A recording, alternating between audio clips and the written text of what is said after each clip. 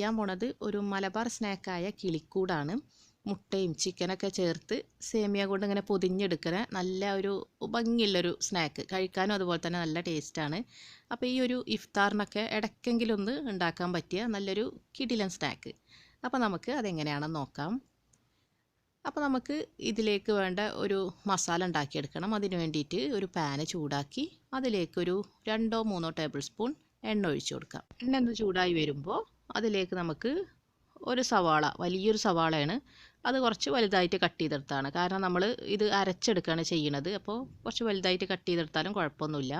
പിന്നെ ഒരു പച്ചമുളക്, വലിയൊരു പച്ചമുളക് ഒന്ന് കീറിയെടുത്തതും, കുറച്ച് കറിവേപ്പില, പിന്നെ ഒരു 4 അല്ലി വലിയ വെളുത്തുള്ളി, ഒരു ചെറിയ കഷ്ണം ഇഞ്ചി, പിന്നെ പാകത്തിന് ഉപ്പും ചേർത്തിട്ട് നന്നായിട്ട് അങ്ങോട്ട് വഴറ്റി കൊടുക്കുക. അപ്പോൾ ഇത് നമുക്ക് ഞാൻ നേരത്തെ പറഞ്ഞ പോലെ അരച്ചെടുക്കാനുള്ളതാണ്. അപ്പോൾ ഒന്ന് ചെറുതായിട്ടൊന്ന് വഴറ്റി കൊടുത്താൽ മതി. ഇതിൻ്റെ ഒരു പച്ച ചുവയൊക്കെ ഒന്ന് മാറി കിട്ടിയാൽ മതി. ആ ഒരു സമയം വരെ നമുക്ക് വഴറ്റി കൊടുക്കാം. നമ്മുടെ സവാളയുടെ കൂട്ട് ഒന്നങ്ങോട്ട് വഴറ്റി വരുമ്പോൾ ഒന്ന് ചെറുതായിട്ടൊന്ന് വഴറ്റി കിട്ടിയാൽ മതി. ആ ഒരു സമയത്ത് നമുക്ക് ഇതിലേക്ക് കുറച്ച് മസാലപ്പൊടികൾ ചേർക്കാനുണ്ട്. അപ്പോൾ ആദ്യം തന്നെ ഒരു 1/2 ടീസ്പൂൺ കുരുമുളക് പൊടി ചേർത്ത് കൊടുക്കുന്നുണ്ട്. പിന്നെ 1 ടീസ്പൂൺ മല്ലിപ്പൊടി, അതുപോലെ തന്നെ ഒരു 1/4 ടീസ്പൂൺ മഞ്ഞൾപ്പൊടി ചേർത്ത് കൊടുക്കാം. പിന്നെ ഒരു 1/2 ടീസ്പൂൺ കാശ്മീരി മുളക് പൊടിയാണ് ഞാൻ ചേർക്കുന്നത്. പിന്നെ ഒരു 3/4 ടീസ്പൂൺ ചിക്കൻ മസാലയും കൂടെ ചേർത്ത് കൊടുക്കാം.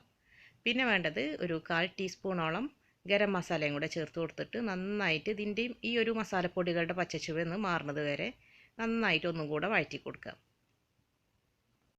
ഒരു 2 മിനിറ്റോളം വഴറ്റി കൊടുത്തതിന് ശേഷം ലാസ്റ്റ് നമുക്ക് കുറച്ച് മല്ലിയിലയും കൂടെ ചേർത്ത് കൊടുത്തിട്ട് സ്റ്റൗ ഓഫ് ചെയ്യാം. ഇനി ഇത് ചൂടാറിയതിന് ശേഷം നമുക്ക് നന്നായിട്ട് ഒന്ന് അരച്ചെടുക്കാനുണ്ട്.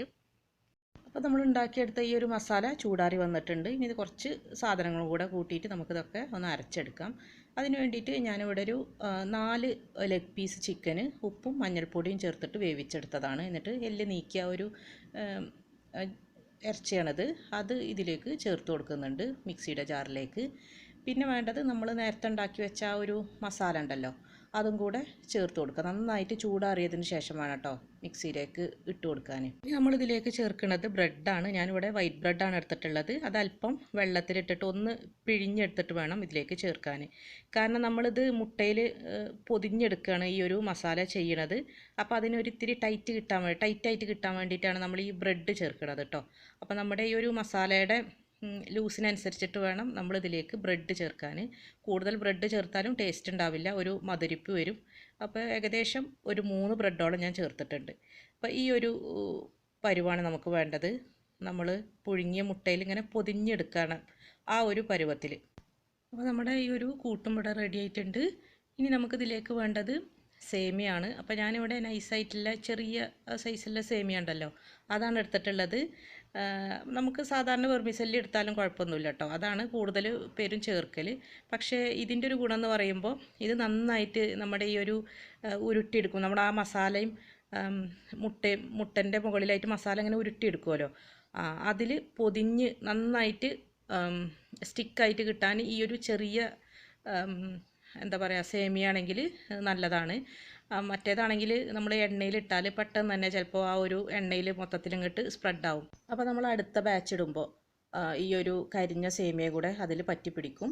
അപ്പോൾ നമ്മൾ ഒരു പ്രാവശ്യം ഫ്രൈ ചെയ്തിട്ട് പിന്നെ ഒരു അരിപ്പ വെച്ചിട്ട് ഈ ആ ഒരു എണ്ണയിലെല്ലാം ആ ഒരു സേമിയൊക്കെ എടുത്ത് മാറ്റിയിട്ട് വേണം പിന്നത്തെ ബാച്ച് ഇടാൻ കേട്ടോ. അങ്ങനെ ശ്രദ്ധിക്കുകയാണെങ്കിൽ കുഴപ്പമില്ല. അല്ലെങ്കിൽ നമുക്ക് ഫസ്റ്റത്തെ ബാച്ച് മാത്രമേ നല്ല ക്ലിയർ ആയിട്ട് കിട്ടുള്ളൂ. ഇത് കണ്ട് ഞാൻ അരച്ചെടുത്ത മസാലയിൽ പുഴുങ്ങിയ മുട്ട നന്നായിട്ട് പൊതിഞ്ഞെടുത്തിട്ടുണ്ട്. ഇനി ഒരു മുട്ട നന്നായിട്ട് അടിച്ചെടുക്കുക, ഇത്തിരി ഉപ്പും കൂടെ ചേർത്തിട്ട്. എന്നിട്ട് ആ ഒരു മുട്ടയിലൊന്ന് ഡിപ്പ് ചെയ്ത് ഇതുപോലെ സേമിയിലൊന്ന് പൊതിഞ്ഞെടുക്കുക. ഇത്രയേ ഉള്ളൂ. എന്നിട്ട് നന്നായിട്ട് അങ്ങോട്ട് ഷേപ്പാക്കി എടുക്കുക. നമുക്ക് ഒരു നല്ലൊരു ബോൾ ഷേപ്പിലാണ് വേണ്ടത്, ആ ഒരു ഷേപ്പിലേക്ക് എടുക്കുക. അപ്പോൾ ഇതുപോലെ ഞാൻ എല്ലാതും ചെയ്യുന്നുണ്ട്. ഏകദേശം ഒരു 5 ബോൾസായിട്ട് കിട്ടിയിട്ടുണ്ട് കേട്ടോ ഈ ഒരു അളവ് വെച്ചിട്ട്. ഇനി നമുക്കിത് ഒന്നുമില്ല, നമ്മളിനി ഫ്രൈ ചെയ്തെടുക്കുകയാണ് വേണ്ടത്. അപ്പോൾ എണ്ണ നന്നായിട്ട് ചൂടാക്കിയതിന് ശേഷം ലോ ഫ്ലെയിമിലിട്ടിട്ട് വേണം ഇത് ഫ്രൈ ചെയ്യാൻ. കാരണം നമ്മുടെ ഈ ഒരു സേമിയ പെട്ടെന്ന് തന്നെ കരിഞ്ഞു പോകും. അപ്പോൾ ലോ ഫ്ലെയിമിലിട്ടിട്ട് തന്നെ ഇത് ഫ്രൈ ചെയ്തെടുക്കുക. എന്നിട്ട് തിരിച്ചും മറിച്ചോട്ട് ഫ്രൈ ചെയ്തെടുക്കുക. ഒരു ഗോൾഡൻ ബ്രൗൺ കളർ ആവുന്നത് വരെ ഫ്രൈ ചെയ്യാം. അപ്പോൾ നിങ്ങളെല്ലാവരും ഇതൊന്ന് ട്രൈ ചെയ്ത് നോക്കൂ കേട്ടോ. പുറം ഭാഗം നല്ല ക്രിസ്പി ആയിട്ടും ഉൾഭാഗം നല്ലൊരു എന്താ പറയുക, നല്ല സോഫ്റ്റുമാണ്. അതുപോലെ തന്നെ നല്ലൊരു മുട്ടയുടെയും ചിക്കൻ്റെ ഒക്കെ ഒരു ഫ്ലേവറൊക്കെ ആയിട്ട് നല്ല ടേസ്റ്റ് ഉള്ളൊരു സ്നാക്കാണിത്. അപ്പോൾ എല്ലാവരും ഇതൊന്ന് ട്രൈ ചെയ്ത് നോക്കിയിട്ട് ഇഷ്ടമാവുകയാണെങ്കിൽ ഒന്ന് ലൈക്ക് ചെയ്യുക. അതുപോലെ തന്നെ നിങ്ങളുടെ ഫ്രണ്ട്സിനും റിലേറ്റീവ്സിനൊക്കെ ഒന്ന് ഷെയറും കൂടെ ചെയ്യാം കേട്ടോ.